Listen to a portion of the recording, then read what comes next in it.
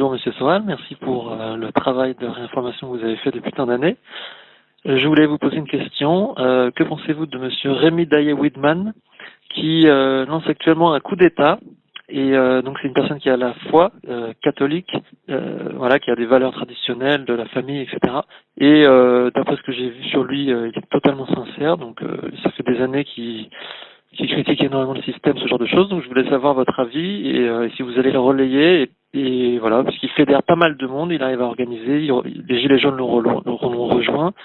Et donc voilà, je voulais savoir si vous alliez le promouvoir aussi sur votre site pour le faire plus connaître et pour que le coup d'État puisse avoir lieu. Merci, bonne journée, au revoir.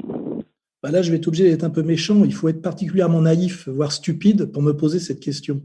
Vous pensez bien que quand on prépare un coup d'État, on poste pas des vidéos sur YouTube. Pour ça, il faut être en contact avec la haute hiérarchie des corps constitués, hein, police, armée et autres. Et ce monsieur est bien gentil, ce qu'il dit, je pourrais l'écrire aussi, mais je dirais, c'est un naïf et un mythomane, un peu comme l'était d'ailleurs monsieur Fiori qui vient de se faire arrêter d'ailleurs. Mais alors, si vous réfléchissez bien, quand vous faites ce genre de vidéos sur YouTube, eh ben la police qui les laisse, parce que normalement le mec devrait se faire arrêter, comme j'ai été arrêté moi pour atteinte à la sûreté de l'État, et son compte YouTube supprimé, comme mon compte a été supprimé. Donc, si on le laisse faire, là, je vais vous donner une petite leçon d'intelligence politique parce que c'est un peu grave comme question là.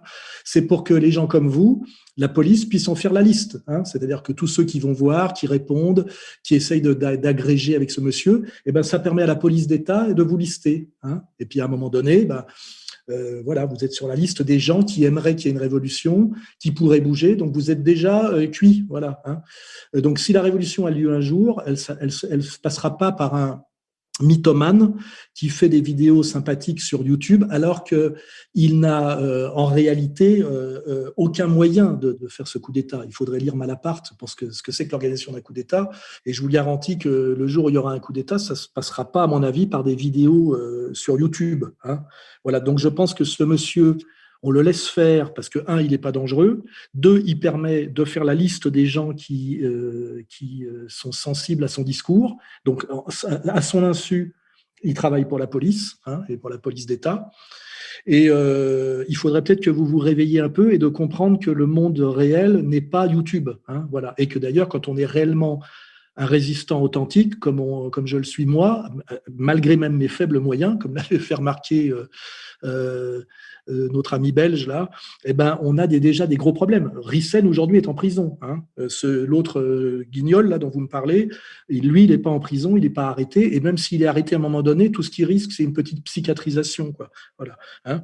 Alors après, ce qu'il faut faire aussi, c'est des recherches sur le monsieur. Moi j'ai fait des recherches sur ce monsieur. J'ai vu que son père était un ancien élu, que lui-même avait été un ancien élu du MoDem, hein, que lui-même avait un petit parcours effectivement politique local. Il paraît même qu'il serait le cousin d'Edoui Plenel. Ça, moi, je rentre pas dans le complotisme en pensant que c'est un agent, hein, mais je pense que c'est un doux rêveur et un doux dingue. Et que ce genre de personne est dangereuse, voilà, parce que c'est le genre de type.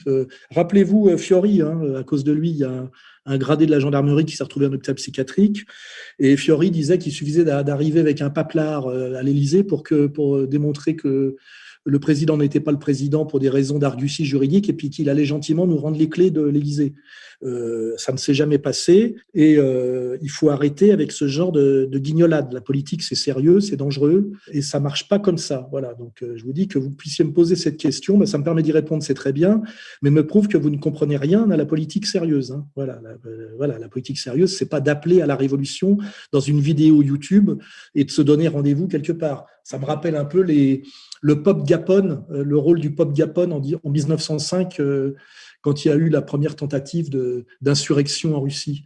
Hein, ça a donné quand même des centaines de travailleurs avec leurs femmes et leurs gosses même qui se sont fait mitrailler devant les murs du Kremlin en 1905. Voilà. Donc voilà, votre question me permet de bien aider à faire la différence entre le sérieux politique et puis les youtubeurs, quoi. On est toujours dans cette question, hein, où est le sérieux, où est le frivole, où est le spectacle. Et voilà, il y a le spectacle et le frivole, et ben, il y a ce monsieur, il y a Vincent Lapierre, il y en a d'autres comme ça, Salim Laibi, je vois qu'on laisse continuer à exister. Et puis il y a ceux qui sont dans le sérieux, comme moi, comme Rissen, ou d'autres qui sont obligés de s'expatrier ou qui finissent en prison et qui sont persécutés par des procès à répétition, des condamnations, des agressions, des tentatives d'agression, des diabolisations violentes. Et c'est à ce genre de critères sérieux et objectifs qu'on peut juger de l'action politique de quelqu'un. Voilà.